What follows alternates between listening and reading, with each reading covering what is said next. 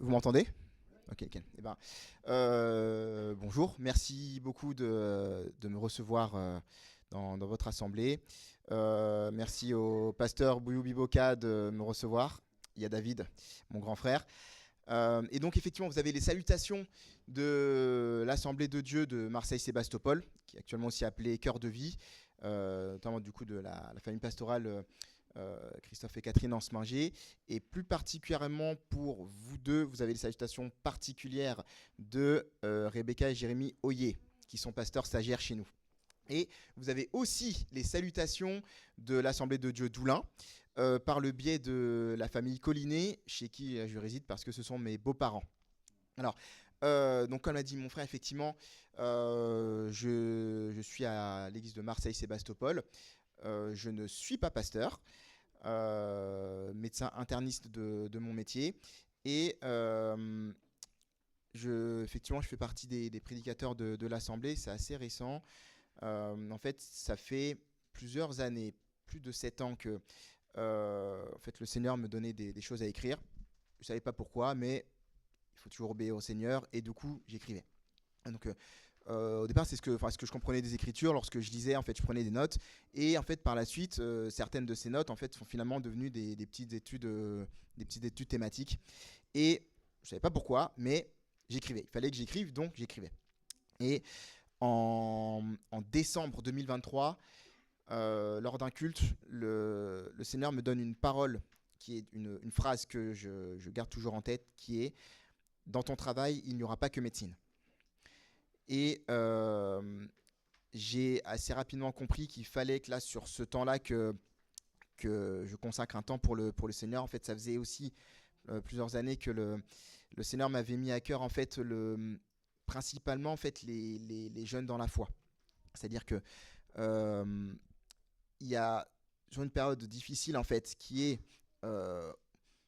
soit en fait après le baptême, lorsqu'en fait on s'engage avec le Seigneur, où parfois en fait on est parfois rattrapé par notre passé, ou parfois le diable essaie de mettre des petits coups de pied comme ça, et parfois c'est dans cette période-là où en fait parfois on perd des frères, on perd des sœurs, et j'avais vraiment ce désir de pouvoir essayer d'accompagner en fait les jeunes dans la foi, en fait dans cette période de, en fait, finalement, qu'est-ce que ça veut dire être chrétien. Ils ont la plupart du temps fait une expérience avec le Seigneur, ils veulent s'engager, donc il y a l'instruction au baptême, on leur enseigne ce que ça veut dire le baptême et tout ça. Effectivement, ils se font baptiser. Bienvenue, vous êtes dans la grande famille de Dieu. Allez, à bientôt. Et en fait, cette période du post-baptême vraiment résonnait en moi de accompagne. Et donc du coup, en septembre 2024, notre famille a fait un pas de foi, où du coup j'ai réduit mon activité professionnelle pour écrire le livre que j'ai écrit. D'ailleurs, miracle du Seigneur, hein, parce que on était en période de sous-effectif au niveau médical, et à mon entretien annuel auprès de ma chef de service, du coup je lui demande est-ce que je voudrais réduire mon activité pour être plus disponible pour l'église. Et la direction a dit oui, bien sûr, sans problème. Alors qu'on est en sous-effectif, mais aucun souci. Et donc du coup là, le Seigneur m'a orienté particulièrement sur ce que je devais écrire, et m'a même fait réaliser que certaines des petites études que j'avais écrites plusieurs années auparavant, c'était pour le livre qui finalement arrivera plus tard. Et donc j'ai obéi, j'ai écrit, et j'ai soumis mon manuscrit au comité de lecture des éditions Viens et Voix. Donc c'est la principale en fait maison d'édition de notre famille spirituelle, les ADD. Et donc ils ont validé le manuscrit. Sur leur conseil, ils m'ont conseillé en fait de le publier en auto-édition. Mais c'est Viens et Voix qui l'imprime. Alors ce livre, donc, qui s'appelle Réalité de la vie chrétienne, son but premier, c'est encourager les frères et sœurs dans la foi. Il suit un cheminement particulier qui est assez simple finalement, qui est lorsqu'on sait ce que Dieu dit de nous, on comprend qui on est en Christ. Et lorsqu'on a compris qui on est en Christ, eh ben ça va se manifester dans ce que nous faisons. C'est pas l'inverse. C'est d'abord la transformation du cœur qui en fait se manifeste à l'extérieur. Et cette manifestation extérieure doit retentir sur notre entourage. On doit bénir notre entourage. Et en fait, ça, c'est la mission d'un chrétien. On ne fait pas des œuvres pour obtenir quelque chose. C'est parce qu'en fait, on a déjà tout obtenu qu'on fait les œuvres par amour. Elle est là la différence. Et c'est vraiment très important, ce livre, il est à destination des chrétiens. Ce n'est pas un livre d'évangélisation. C'est un livre d'encouragement pour les chrétiens. Donc, si jamais il y a des personnes qui le prenaient, je vous invite à l'acheter après, qui voulaient prendre en fait pour essayer d'évangéliser, c'est une erreur. C'est un livre d'encouragement pour les chrétiens, pour les personnes qui ont accepté Christ. Et clairement, ce n'est pas une nouvelle méthode de je ne sais pas quoi. Non, la référence, ça reste la parole de Dieu. Notre seule référence, Jésus-Christ, la parole. Et mon but avec ce livre, c'est qu'il puisse être accessible pour le plus grand nombre. C'est pour ça qu'il est, il est assez vraiment peu cher. Parce que moi, je n'ai pas de projet de faire de bénéfices dessus. En fait, moi, l'objectif, en fait, c'est de finir à zéro. Comme je vous l'ai dit, c'est en auto-édition. Donc, en fait, je le fais imprimer. Donc, en fait, du coup, je paie l'impression. Et en fait, moi, l'objectif, c'est juste de finir à zéro avec les ventes. Pas faire de bénéfices, que personne ne soit à perte ou en gain. Le plan, c'est que les gens puissent être bénis. La seule chose. Et donc, ça, c'était une rapide présentation de ce manuscrit, Réalité de la vie chrétienne. Et donc, du coup, Pasteur Bouillou m'a demandé d'apporter la parole de Dieu, chose que je vais faire. Et donc, en fait, lorsqu'on s'est arrangé pour la date, en fait, d'emblée, le Seigneur m'a dit, tu vas parler sur ça. Je savais déjà pourquoi il a fait, je peaufinais un petit peu, mais le Seigneur m'avait déjà donné une direction particulière. Et ça tombe plutôt bien, parce qu'en fait, aujourd'hui, on est le 8 mars, journée internationale du droit des femmes. Et je vais vous parler d'un couple, on n'en parle pas très souvent dans la parole de Dieu, mais dont la femme du couple a fait changer la face du monde. J'ai bien dit, a fait changer la face du monde. Est-ce que vous savez de qui je parle? Pas du tout. Non, je parle de Marie et Joseph, parents de Jésus. Et je vais commencer par une question qui est en fait le titre de mon message. Pourquoi eux? Pourquoi ça a été Joseph? Pourquoi ça a été Marie? Et la réponse à cette question va se faire selon 4 différents prismes. Et donc, on va commencer par le premier prisme. On va parler de Marie, fiancée. D'accord? Pourquoi il fallait que ce soit cette Marie-là? Première chose, parce qu'elle venait de la bonne tribu. Je vous pose la question, de quelle tribu devait venir Jésus? Juda. Est-ce que Marie vient de la tribu de Juda? Ben si, ben si, elle vient de la tribu de Juda. Pour sa généalogie, vous la trouverez dans Luc. Donc, ensuite, première chose, elle remplit le premier critère. Elle vient de la tribu de Juda. Deuxième chose, son comportement exemplaire. On va lire Matthieu, chapitre 1, verset 18. Voici de quelle manière arriva la naissance de Jésus-Christ. Marie, sa mère, ayant été fiancée à Joseph, se trouva enceinte par la vertu du Saint-Esprit avant qu'ils eussent habité ensemble. On lit ça comme ça a l'air simple. L'ange vient voir Marie. Oui, je te salue Marie, toi qui une grâce a été faite. Tu vas tomber enceinte par la vertu du Saint-Esprit. Ah d'accord, je suis la servante du Seigneur. Ok. On lit ça comme ça. On dit, ah bah oui, évidemment, on l'aurait tous fait. On obéissait, on aurait tous fait. On va maintenant lire un texte un petit peu long, mais en fait, c'est important de comprendre en fait dans quel contexte ça se passe.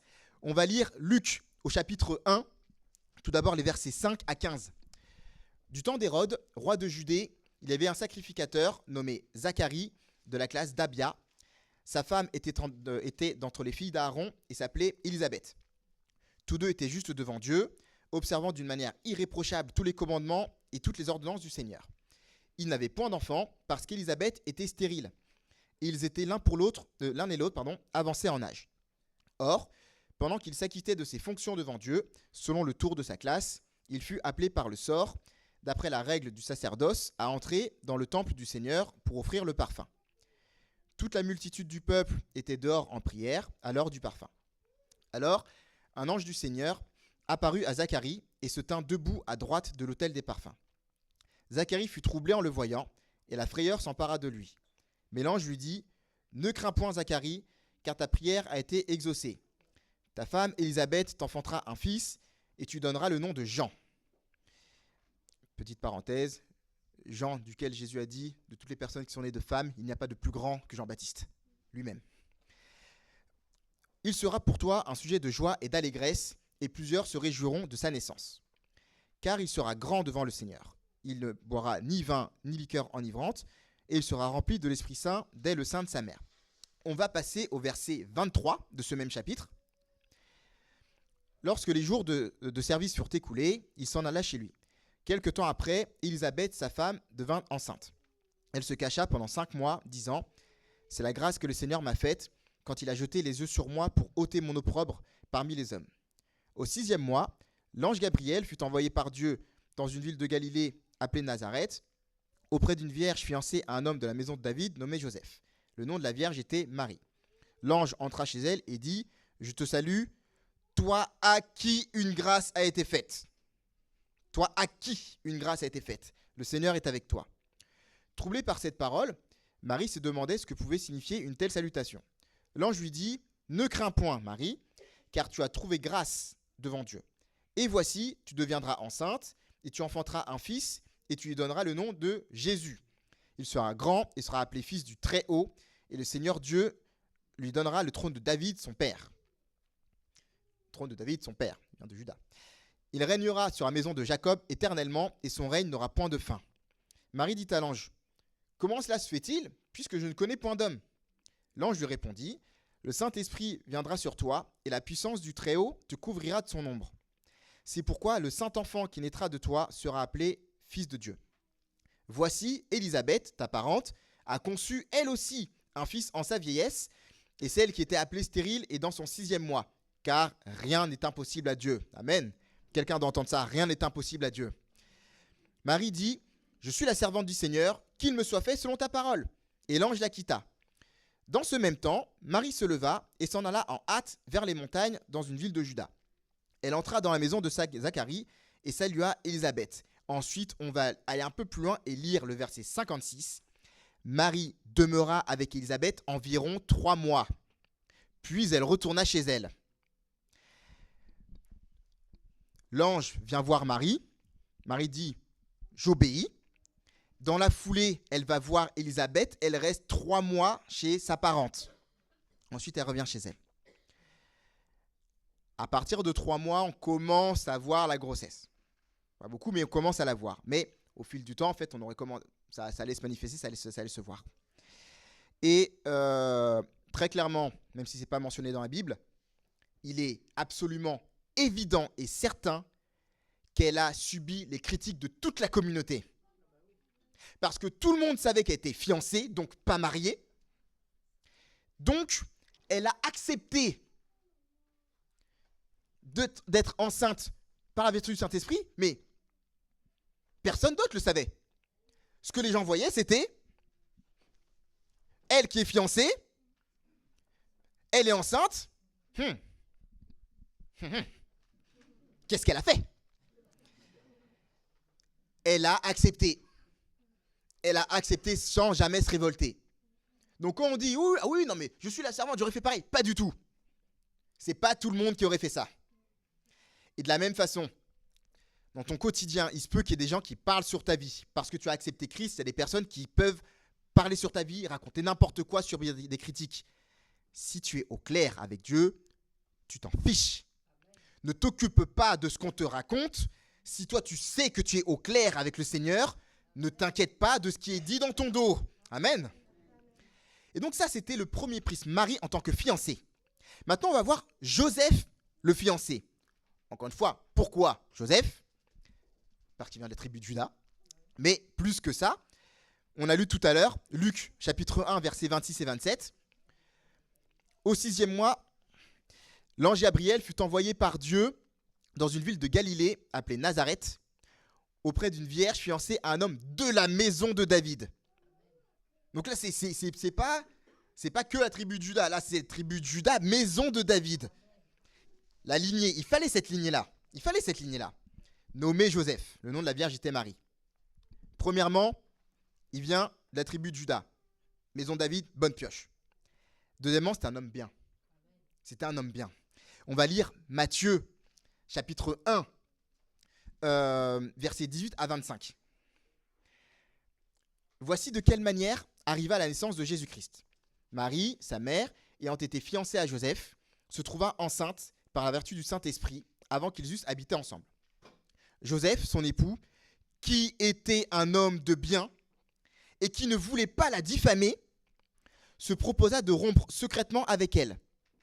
Comme il y pensait, voici, un ange du Seigneur lui apparut en songe et dit : « Joseph, fils de David, ne crains pas de prendre avec toi Marie, ta femme. » Là, il dit bien ta femme. Épousa, ce sera ta femme. Car l'enfant qu'elle a conçu vient du Saint-Esprit. Elle enfantera un fils et tu lui donneras le nom de Jésus. C'est lui qui sauvera son peuple de ses péchés. Tout cela arriva afin que s'accomplisse ce que le Seigneur avait annoncé par le prophète. Voici, la Vierge sera enceinte. Elle enfantera un fils et on lui donnera le nom d'Emmanuel qui signifie Dieu avec nous. Joseph, s'étant réveillé, fit ce que l'ange du Seigneur lui avait ordonné. Il a obéi. Et il prit sa femme avec lui. Mais il ne la connut point jusqu'à ce qu'elle eût enfanté un fils auquel il donna le nom de Jésus. Lorsqu'on lit ça, on comprend qu'il n'était pas au courant du plan de Dieu. Donc la seule personne qui était au courant de l'origine du Saint-Esprit, du caractère enceinte de Marie, c'est Marie. À ce moment-là, personne d'autre le sait. Donc même Joseph, son fiancé, lui, qui est de Bethléem, fiancé à une fille de Nazareth, donc ils n'habitent pas dans la même ville. Elle lui dit : « Chérie, je pars 3 mois voir ma tante. » Elle part, elle revient, elle est enceinte. Donc oui, on parle, oui, ah oui, oui. Bah ouais, qu'est-ce qu'on aurait fait nous ? Qu'est-ce qu'on aurait fait ? Et si on lit Deutéronome, chapitre 22, versets 23-24, qu'est-ce qu'il aurait pu faire ? Si une jeune fille vierge est fiancée et qu'un homme la rencontre dans la ville et couche avec elle, vous les amènerez tous les deux à la porte de la ville, vous les lapiderez et ils mourront. La jeune fille pour n'avoir pas crié dans la ville et l'homme pour avoir déshonoré la femme de son prochain. Tu ôteras ainsi le mal au milieu de toi.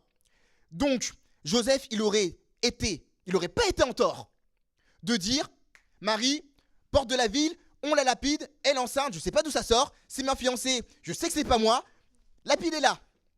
Et personne ne lui aurait rien dit. Il aurait été dans son droit. Mais Joseph, il a décidé à l'avance de privilégier la grâce sur la loi. C'est pas tout le monde qui aurait fait ça. Ce qui veut dire que non seulement Joseph, déjà au départ, il voulait rompre secrètement avec elle. Il voulait couvrir l'éventuelle faute. Il voulait couvrir la faute de Marie pour pas qu'elle en subisse les conséquences.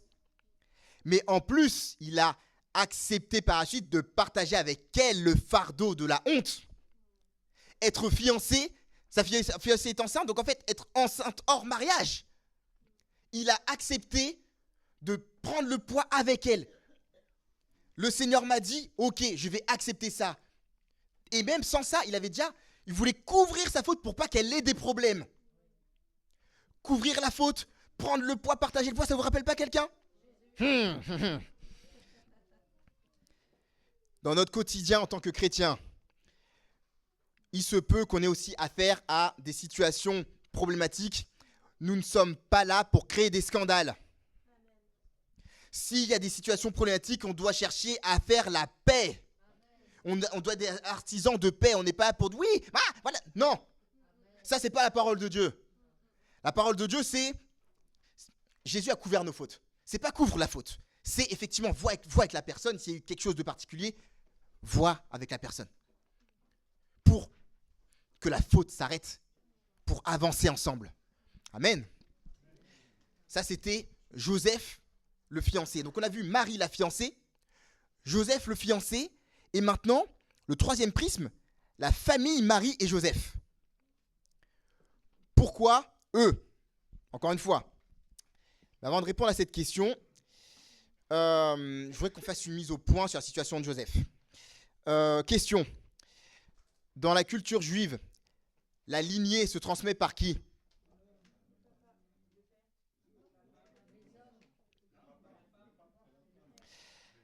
dans la parole de Dieu, c'est transmis par le Père.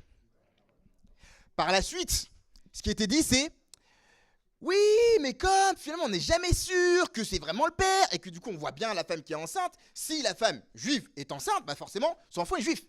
Donc du coup, on va dire que c'est pas la mère. Dans la parole de Dieu, trouvez-moi les mères, prenez les lignées, on prend Abraham, même on prend la lignée de Ruben. Ruben, fils de Abraham, et ensuite il engendra. Vous trouvez les fils. La lignée se transmet par le père. Et donc, et d'ailleurs, même si l'un des deux, si le père ou la mère, si l'un des deux parents était juif, l'enfant était juif. D'accord ? C'est l'un ou l'autre. Mais en tout cas, légalement, tout ça, la lignée, ça se transmet par le père. D'accord ? Et dans la Bible, il y a 2 généalogies de Jésus. Et parfois, on se dit, ouais, c'est bizarre, c'est pas les mêmes noms. Oui, parce que dans Luc, c'est la lignée côté Marie. Dans Matthieu, la lignée côté Joseph. D'accord ? Et donc maintenant, on va lire, c'est le verset que je n'avais pas rajouté, s'il te plaît, c'est Matthieu chapitre 1. On va lire la lignée dans Matthieu 1. Donc, généalogie de Jésus-Christ, fils de David, fils d'Abraham. Abraham engendra Isaac, Isaac engendra Jacob, Jacob engendra Judas et ses frères. Judas qui était c'était le numéro combien de la fratrie ? Non. Non. 4. Ruben, Simeon, Lévi, Judas. Et ensuite, verset 3, déjà. Judas engendra Tamar, engendra 2 Tamar, Pharès et Zara. Je fais une petite parenthèse. Vous lirez Genèse 38, l'histoire de Judas et Tamar. Histoire catastrophe. Je ferme la parenthèse. Je vais un petit peu plus loin au verset 5. Salmon engendra Boaz de Rahab. Rahab, ancienne prostituée. Juste pour mémoire, généalogie de Jésus-Christ. Ok ? Généalogie de Jésus-Christ. Judas engendra de Tamar. Tamar, c'était sa belle-fille. D'accord ? Salmon engendra Boaz de Rahab. Rahab, ancienne prostituée. En fait, à partir du moment où tu te repens, que tu viens au Christ, ton passé ne compte plus. Hein ? La généalogie de Jésus, notre sauveur. Rahab, et du coup Rahab qui était étrangère. Boaz engendra Obed de Ruth. Ruth, Moabite, encore une étrangère. Ah, ouais, lignée pure, que dalle. Il y a des étrangers dans l'histoire là. Verset 6, Obed engendra Isaïe. Isaïe engendra David. Donc là, ok.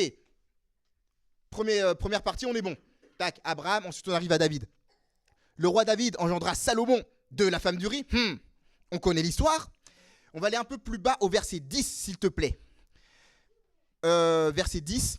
Ézéchias engendra Manassé, le pire roi de Juda, un sorcier à un niveau incroyable, qui a fini par se repentir à la fin, mais il est quand même dans la généalogie.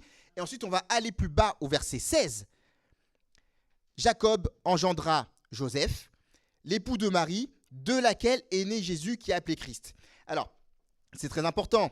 Matthieu ne se trompe pas, il dit bien. Donc, c'est l'époux de Marie, de laquelle. Il n'a pas dit Jacob engendra Joseph, Joseph engendra Jésus. C'est pas ce qu'il a dit. Il a dit Joseph, l'époux de Marie, de laquelle.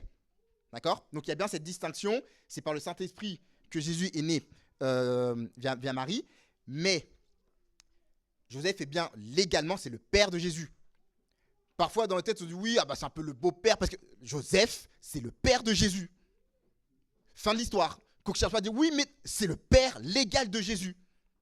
Dans les 2 lignées, on parle, Joseph est le père de Jésus.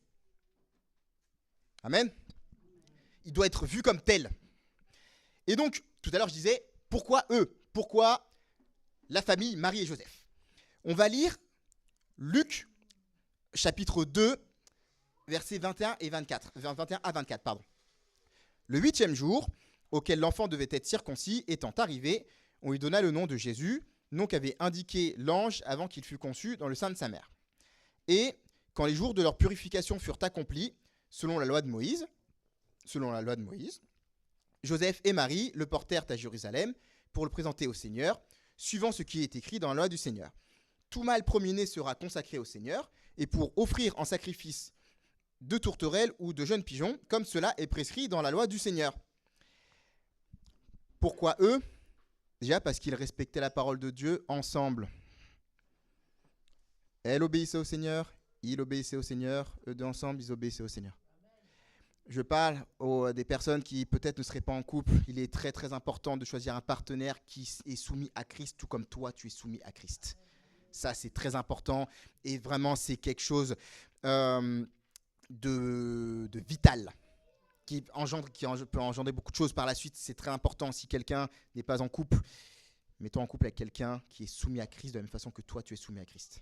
Je ferme cette parenthèse. On va revenir sur un détail. Ils ont donné des tourterelles ou des pigeons. Pourquoi des tourterelles ou des pigeons ? Et là, on va lire Lévitique, chapitre 12, versets 6 à 8. Lorsque les jours de sa purification seront accomplis, pour un fils ou pour une fille, elle apportera au sacrificateur, à l'entrée de la tente d'assignation, un agneau d'1 an pour l'holocauste et un jeune pigeon ou une tourterelle pour le sacrifice d'expiation. Le sacrificateur les sacrifiera devant l'Éternel et fera pour elle l'expiation, et elle sera purifiée du flux de son sang. Telle est la loi pour la femme qui enfante un fils ou une fille. Si elle n'a pas de quoi se procurer un agneau, elle prendra 2 tourterelles ou 2 jeunes pigeons, l'un pour l'holocauste, l'autre pour le sacrifice d'expiation. Le sacrificateur fera pour elle l'expiation et elle sera pure. Le Seigneur Jésus-Christ, Dieu fait homme, est né dans une famille pauvre. Eh oui, ils ont donné 2 tourterelles parce qu'ils n'avaient pas les moyens d'acheter un agneau. Joseph et Marie étaient pauvres. Jésus est né dans une famille pauvre. Donc lorsqu'on entend des histoires de « oui, si tu es pauvre, c'est que tu n'es pas béni », ça c'est n'importe quoi. C'est pas la parole de Dieu.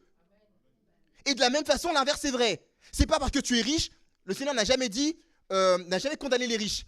Mais le fait d'être riche, ça ne veut pas dire que forcément tu es béni par le Seigneur. Ça c'est important. Là, celui qu'on prie, Dieu fait homme. Il est né dans une famille pauvre. Donc les histoires de prospérité, je sais pas quoi, ça c'est n'importe quoi, c'est pas la parole de Dieu. Ça l'est pas. Et donc oui, tu peux ne pas avoir beaucoup d'argent, ben t'inquiète pas, le Seigneur te bénit. Et pourquoi c'est important ? Pourquoi c'était important que Jésus naisse dans une famille pauvre ? Parce que si ils étaient pauvres, avec un père, Joseph, qui est mort jeune, parce qu'en fait, au-delà des 12 ans, en fait, on n'entend plus parler de Joseph. Si tu nais dans une famille pauvre, avec un père qui est mort jeune, en tant que fils aîné, tu dois subvenir aux besoins de la famille. Jésus le charpentier, il a passé sa vie en tant que charpentier. Jusqu'à ses 30 ans, jusqu'à ce qu'il débute son ministère, il était charpentier. Ce qui veut dire que, comme ils n'étaient pas riches, ils n'avaient pas l'argent ou le temps d'amener leur enfant à la synagogue pour étudier la Torah. Donc il n'a pas reçu de la part des hommes un enseignement de la loi. Pourtant, on va lire Luc, chapitre 4, versets 31 et 32. Il descendit à Capernaum, donc Jésus, ville de Galilée, et il enseignait le jour du sabbat. On était frappé de sa doctrine car il parlait avec autorité. Ensuite, on va lire Jean, chapitre 7, versets 14 à 17. Vers le milieu de la fête, Jésus monta au temple et il enseignait. Les Juifs s'étonnaient en disant « Comment connaît-il les Écritures, lui qui n'a point étudié ?» Jésus leur répondit « Ma doctrine n'est pas de moi, mais de celui qui m'a envoyé. Si quelqu'un veut faire sa volonté, il connaîtra si ma doctrine est de Dieu ou si je parle de mon chef. » Et donc, pourquoi il fallait que ce soit cette Marie et ce Joseph, couple pauvre qui obéit au Seigneur, parce que leur contexte de vie, au-delà de leur comportement, tout nous ramène vers Jésus, vers Dieu. S'il était né dans une famille riche, on aurait dit « Ouais, non mais c'est facile. Il a passé toute sa vie à étudier la Torah. » Non, il est dans une famille pauvre, pourtant il connaît la parole mieux que toi. Comment ça se fait ? Qui lui a dit ? D'où vient-il ? Il fallait qu'il naisse dans une famille pauvre. Voilà pourquoi il fallait que ce soit Marie et Joseph, eux, des pauvres. Amen. Et on va aller au dernier, 4e prisme. Marie, mère de Jésus. Et ce dernier prix, on va parler d'un épisode qui est très connu, un épisode de fête auquel étaient invités Marie et Jésus. Vous le connaissez? Est-ce que vous savez de quoi on va parler ou pas? Yes. On y va. Jean chapitre 2, versets 1 à 3. Là, pour moi, on va dire que les 3 premiers versets. 3 jours après, il y eut des noces à Cana en Galilée. La mère de Jésus était là, et Jésus fut aussi invité aux noces avec ses disciples. Le vin ayant manqué, la mère de Jésus lui dit « Ils n'ont plus de vin. » On s'arrête là. Donc, on connaît l'histoire des noces de Cana, mais en fait, je voudrais vous présenter ces noces sous l'angle de la gravité potentiellement éternelle de la situation. Gravité, sincèrement, je ne retire pas les mots que je dis, de la gravité potentiellement éternelle de la situation de ces noces de Cana. Parce que on connaît, il y a la gravité humaine pure de risque de honte pour la famille qui reçoit, il y a plus de vin pour la fête. Mais en fait, là, on est à un tournant dans le ministère public de Jésus. Là, son ministère va commencer. On est à un tournant. Il n'y a plus de vin à la fête. Marie vient voir Jésus. Jésus répond à Marie. On va lire le verset 4, s'il te plaît. Jean 2, verset 4. Jésus lui répondit, « Femme, qu'y a-t-il entre moi et toi? Mon heure n'est pas encore venue. » Et là, quand on lit ça, on dit, mais il est brutal, hein? Mais en fait, c'est le contraire. Parce que le terme là, en grec, c'est prononcé yiné. Traduit par femme en français, et c'est pas du tout une erreur. Femme. Mais en fait, c'est un terme respectueux. En fait, c'est un équivalent lady. C'est femme de haute stature. Donc en fait, il met sa mère en honneur. Et donc en réalité, ce qui s'est passé, c'est... Donc on se souvient. Donc Jésus, il est avec ses disciples. Il n'a pas encore officiellement commencé son ministère public. Donc ils sont à la fête. Il n'y a plus de vin à la fête. Marie vient voir Jésus. Et en fait, Jésus lui répond. Donc Marie vient voir Jésus. Ils n'ont plus de vin.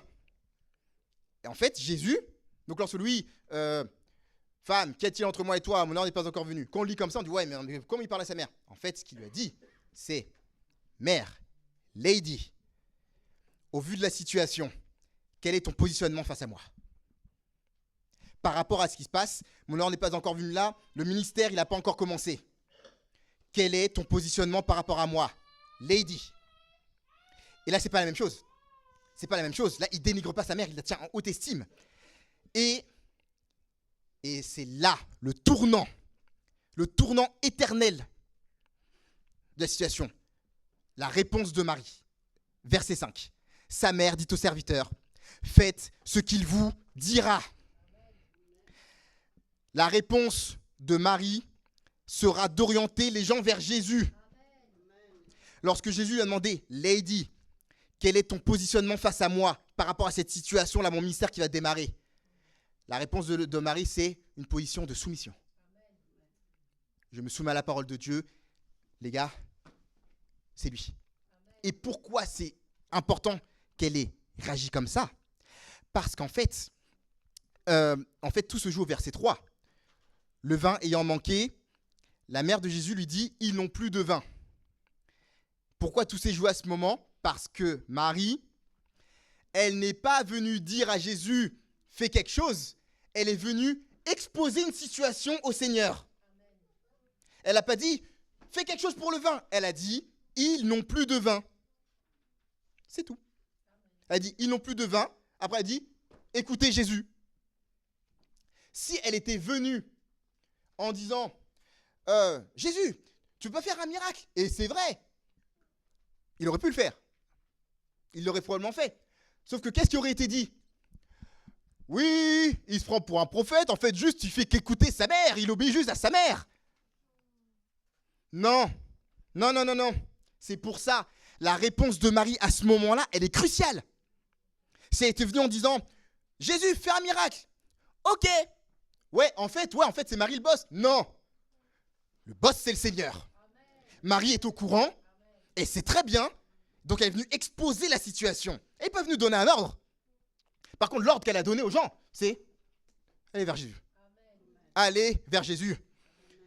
Et la finalité, c'est quoi?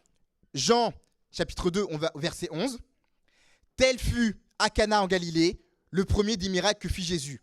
Il manifesta sa gloire et ses disciples crurent en lui. Si ça s'était passé différemment, ça n'aurait pas été ça à la fin de la phrase. Tournant éternel. Pourquoi il fallait que ce soit cette Marie-là? Pour toutes ces raisons. Pourquoi il fallait que ce soit ce Joseph-là? Pour toutes ces raisons. Subir l'humiliation. Être critiqué. Privilégier la grâce sur la loi. Obéir à la parole. Laisser faire Dieu. Voilà ce qu'ont donné comme exemple le Joseph et la Marie en question. Pourquoi il fallait que ce soit eux pour ça? Du début à la fin, Joseph a été soumis au Seigneur et il se comportait déjà comme Jésus avant même que Jésus vienne. C'est vrai ou pas? Et Marie a été soumise au Seigneur et elle a toujours orienté les gens vers Jésus. Et d'ailleurs, si on lit Actes, chapitre 1, verset 8, « Mais vous recevrez une puissance, le Saint-Esprit survenant sur vous, et vous serez mes témoins à Jérusalem, dans toute la Judée, dans la Samarie et jusqu'aux extrémités de la terre. » Ensuite, on va passer au verset 13. « Quand ils furent arrivés, ils montèrent dans la chambre haute où ils se tenaient d'ordinaire. » C'était Pierre, Jean, Jacques, André, Philippe, Thomas, Barthélemy, Matthieu, Jacques, fils d'Alphée, Simon le Zélote et Jude, fils de Jacques. Tous d'un commun accord persévèrent dans la prière avec les femmes. Avec les femmes. Et Marie, mère de Jésus, et avec les frères de Jésus. Jacques, Simon, Jose, Jude, on en connaît au moins 4. Et on sait qu'il y a au moins 2 sœurs. Parce que, là c'est ce que je dis, à un moment on dit, et ces sœurs ne sont pas avec nous. Donc en fait, Jésus était une fratrie de au moins 7. Ça c'est la parole de Dieu. Est-ce que j'ai inventé quelque chose? C'est la parole de Dieu ou pas? Ce qui veut dire que Marie, mère de Jésus, elle était parmi les disciples pour recevoir le Saint-Esprit, obéissant à Jésus. Elle était parmi les disciples. Elle n'était pas ailleurs. Pourquoi il fallait que ce soit eux? Voilà pourquoi il fallait que ce soit cette Marie, pourquoi il fallait que ce soit ce Joseph. Et nous, de la même façon, suivons leur exemple. Notre but, c'est pas de faire des esclandres, c'est pas de créer des scandales. Nous, notre but, c'est d'accepter la volonté du Saint-Esprit dans nos vies, d'obéir à la parole et d'amener les personnes à Christ. On n'est pas là pour faire des membres de l'Église, nous sommes là pour faire des disciples. Et pour ça, il faut juste amener les gens, les orienter vers Jésus seul, et non pas vers l'Église de Givors ou de Marseille, vers Jésus. Amen. On prie ensemble. Que ton nom soit béni, Seigneur. Que ton nom soit glorifié parce que tu es fidèle, parce que ta parole, que ce soit dans l'Ancien Testament ou le Nouveau Testament, la parole explique la parole et il n'y a pas de contradiction. Et ta parole, elle est puissante. Merci Seigneur. Je te bénis parce que tu nous aimes et que si nous sommes là, Seigneur, c'est seulement ta grâce. Et nous voulons vraiment obéir à ta parole, nous voulons te suivre au quotidien, dans tout ce que nous faisons, dans nos pensées, dans nos paroles, dans nos actes, dans nos gestes, partout, nous voulons te suivre. Oui, Seigneur, quand on voit ces exemples de la parole de Dieu, Seigneur, on veut suivre ces exemples et nous laisser façonner par toi, nous laisser conduire par toi et accepter ta volonté, même quand parfois, ce n'est pas ce qu'on avait dans la tête, mais on sait que tes plans sont forcément meilleurs. À toi la gloire, Jésus. Merci pour cette assemblée qui m'a reçu. Je te prie de bénir l'assemblée, c'est les assemblées sœurs de la région, et vraiment que ton nom puisse continuer d'être proclamé dans ce lieu, au nom du Seigneur Jésus-Christ. Amen. Que Dieu vous bénisse.